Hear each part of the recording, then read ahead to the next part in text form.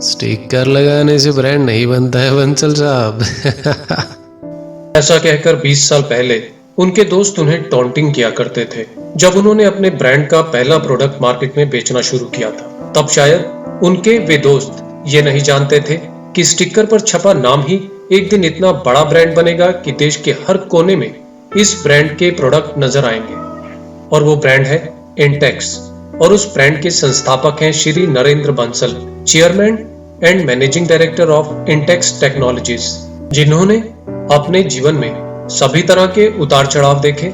एक समय ऐसा भी था जब वे अपने दोस्त से उधार लिए कैमरे से दिल्ली के बिरला मंदिर के बाहर खड़े होकर टूरिस्ट की फोटो खींचकर पैसे कमाया करते थे। और आज उनकी कंपनी का टर्नओवर 2015-16 में 6,500 करोड़ और लगभग 11,000 एम्प्लॉय उनकी कंपनी में काम करते हैं। कैसे मिली उनको इतनी बड़ी कामयाबी और कैसे बना स्टिकर पर छपा नाम एक ब्रांड, चलिए देखते हैं। लेकिन दोस्तों, उससे पहले यदि आप हमारे चैनल पर नए हैं और आपने अभी तक हमारे चैनल को सब्सक्राइब नहीं किया है तो हमारे चैनल को सब्सक्राइब कर दें और साथ ही साथ इस बेल के आइकॉन को भी दबा दें ताकि हमारे सभी नए वीडियो आप देख सकें सबसे पहले। नरेंद्र बंसल का जन्म भद्रा, राजस्थान के एक छोटे से गांव में हुआ था। नरेंद्र अपने माता पिता की पहली संतान है और उनके अलावा उनकी 2 बहनें और 3 भाई भी हैं। नरेंद्र की शुरुआती पढ़ाई उनके गांव के ही एक पंचायती स्कूल में हुई।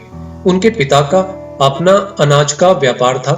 उनका परिवार कुछ वर्ष के लिए नेपाल चला गया और अपनी 10वीं तक की पढ़ाई उन्होंने नेपाल में ही पूरी की। 1980 में उनका परिवार दिल्ली शिफ्ट हो गया और आगे की हाई स्कूल तक की पढ़ाई उन्होंने दिल्ली के एक सरकारी स्कूल में पूरी की। नरेंद्र को अपने पिता के व्यापार में कुछ खास रुचि नहीं थी। वे कुछ नया करना चाहते थे। उनके व्यापार की शुरुआत उनकी पढ़ाई के दौरान हाई स्कूल में अपने ही आसपास के बच्चों को ऑडियो वीडियो कैसेट बेचने से हुई। अपने आसपास वालों की जरूरत के इलेक्ट्रॉनिक और ऑडियो वीडियो कैसेट बेचकर वे अपनी पढ़ाई और पॉकेट मनी का खर्च आसानी से निकाल लिया करते थे, जिससे उन्हें अपने पिता से अपनी पढ़ाई और पॉकेट मनी लेने की जरूरत नहीं पड़ती थी। उन्हें इस चीज का बहुत अच्छा अनुभव हो गया था कि मार्केट में क्या डिमांड में है और उसे पूरा कैसे और कहां से करना है। उन दिनों कॉर्डलेस फोन काफी प्रचलन में थे और नरेंद्र ने भीड़ से हटकर कुछ करने के लिए नवभारत टाइम्स में एक विज्ञापन देकर कॉर्डलेस फोन की रिपेयरिंग के लिए फ्री होम डिलीवरी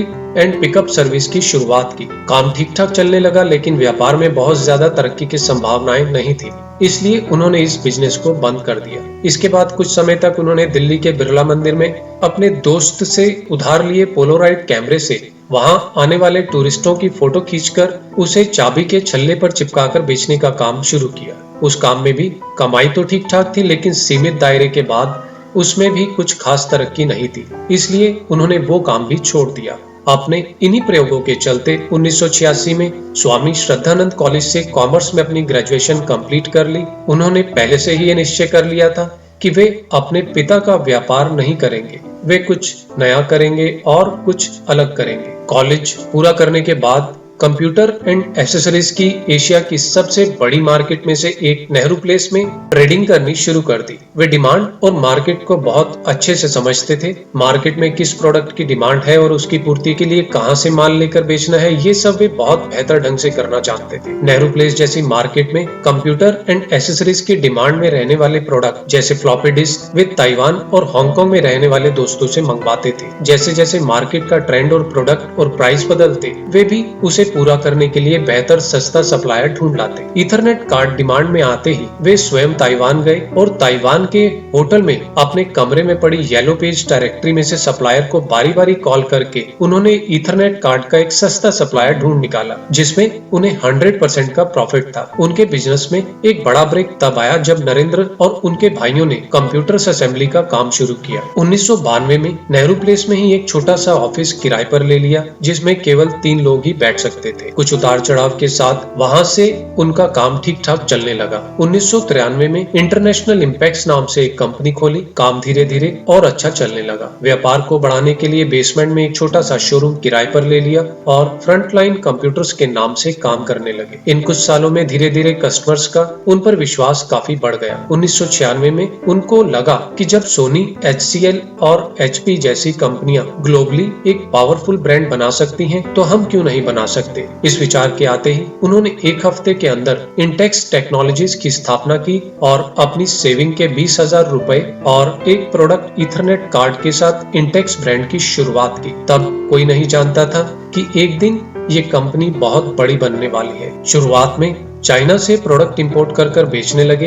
पहले साल उनकी कंपनी का टर्नओवर 30 लाख रुपए हुआ। उसके बाद उन्होंने मल्टीमीडिया स्पीकर्स की मैन्युफैक्चरिंग शुरू कर दी।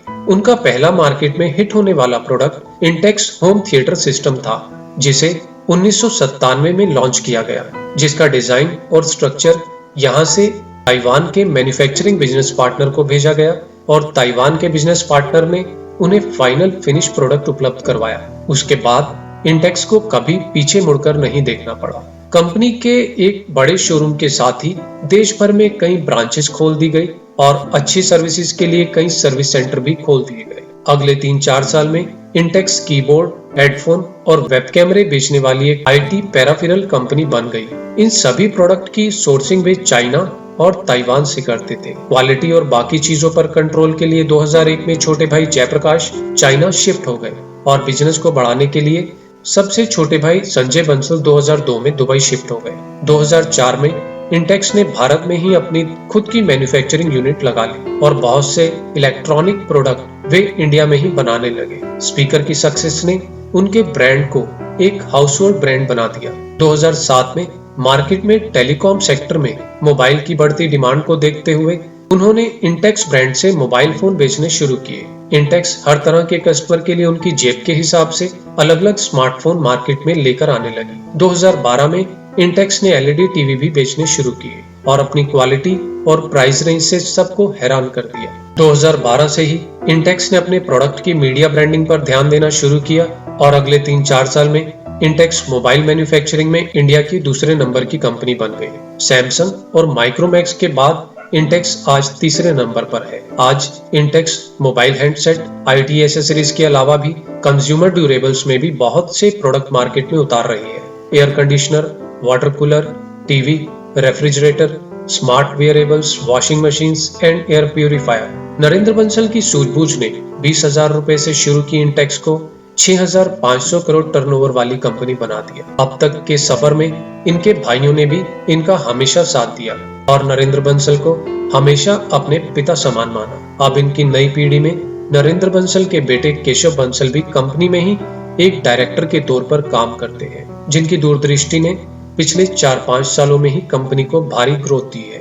डाइवर्सिफिकेशन और ब्रांड प्रमोशन को ध्यान में रखते हुए इंटेक्स ने 2015 में गुजरात लॉयन आईपीएल टीम को खरीदने में भी कामयाबी हासिल की। आज इंटेक्स की इंडिया में 5 मैन्युफैक्चरिंग यूनिट हैं, जो जम्मू, बदी और नोएडा में स्थित हैं। कंपनी निकट भविष्य में अपना छठा और सबसे बड़ा manufacturing plant Kasna greater Noida में 20 लाख वर्ग फुट में लगाने जा रही है, जिसकी क्षमता हर साल 35 लाख मोबाइल बनाने की होगी। तो दोस्तों, देखा आपने, अगर इरादे मजबूत हो तो कैसे स्टिकर पर छपा एक साधारण सा नाम भी ब्रांड बन जाता है। दोस्तों, जीत और हार आपकी सोच पर ही निर्भर करती है। मान लो तो हार है और ठान लो तो जीत है। तो दोस्तों, आज के लिए इतना ही। यदि आपको ये वीडियो पसंद आया हो तो इस वीडियो को लाइक करें और अपने दोस्तों के साथ शेयर करें। और यदि आपने अभी तक हमारे चैनल को सब्सक्राइब नहीं किया है तो नीचे सब्सक्राइब के बटन पर क्लिक कर दें, क्योंकि हम हर हफ्ते इसी तरह के नए वीडियो आपके लिए लाते रहेंगे। धन्यवाद।